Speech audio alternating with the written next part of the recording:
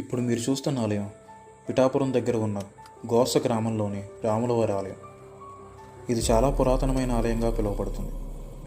ఎప్పుడూ సత్యాన్ని పలుకుతూ, నిజాయితీకి నిదర్శనంగా నిలుస్తూ, తండ్రికి అత్యంత విధేయుడై బ్రతుకుతూ, ధర్మ పరిరక్షణ కోసం తను నమ్ముకున్న ప్రజలకు సుపరిపాలన అందించిన సకల గుణాభిరాముడు కొలువై ఉన్న చోట ఆయనను అడ్డు పెట్టుకుని అక్కడ కొంతమంది వ్యక్తులు తరతరాలుగా కష్టపడి సంపాదించుకున్న కొందరు రైతుల పొలాలను రాముల వారిది అంటూ అసత్య ప్రచారాలు చేసి వాటిని స్వాధీనం చేసుకునే ప్రయత్నాలు చేస్తున్నారు.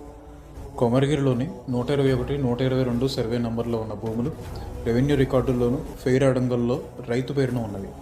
దేవాదాయ శాఖలో ఎటువంటి రికార్డులు లేవు. 1958వ సంవత్సరంలో రీసెటిల్మెంట్ చేసి రైతులకు పూర్తి హక్కులు ప్రభుత్వం మరియు రెవెన్యూ వారు కల్పించారు. అప్పటి నుండి పన్నులు కూడా కడుతున్నారు.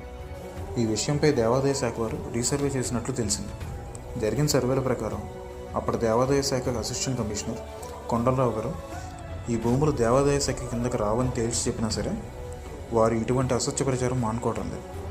రాముల వారిని ఆరాధ్య దైవంగా భావించే ఆ రైతుల వెంట ఆ రాముడు ఎప్పుడూ తోడుగా ఉండటం వలనే గత 25 సంవత్సరాలుగా ఈ పొలాలు వారి వశం కాకుండా ఆయనే కాపాడుకుంటూ చూసుకుంటున్నాడు. ఇలా దేవుడి పేరు చెప్పి కష్టపడి సంపాదించుకున్న భూ యాజమానం నుండి భూములను కొల్లగొట్టడానికి ప్రయత్నించేవారిని ఆ రాముడు ఎప్పటికీ క్షమించడు. జై శ్రీరామ్.